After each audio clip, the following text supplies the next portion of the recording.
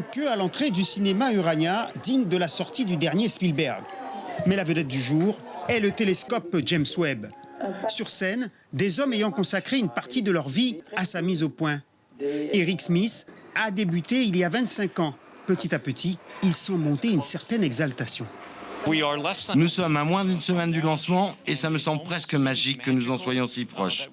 Jusqu'à ce que je vois Ariane quitter sa zone de lancement, je ne pourrais pas y croire.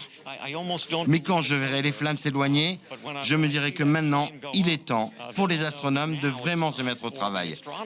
Et c'est pour cela que nous en sommes en premier lieu.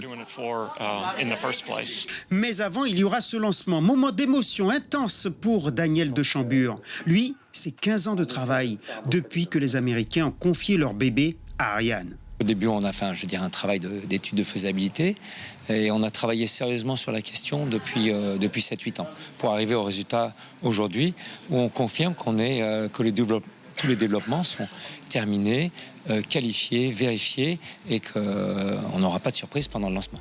Mieux vaut, car Webb, ce sont 2 décennies pour mettre au point le plus performant des télescopes. Il sera placé à 1 500 000 km de la Terre. Il travaillera à des températures de moins 260 degrés.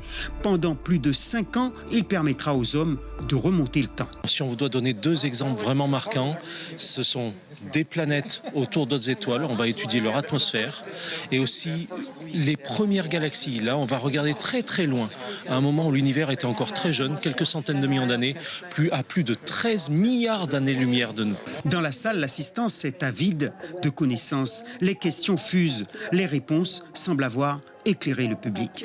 Je ne savais pas pourquoi le satellite s'appelait Webb d'abord.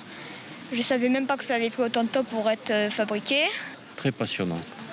C'est quelque chose qu'on a juste à côté de chez nous, là, et des fois, on ne sait pas.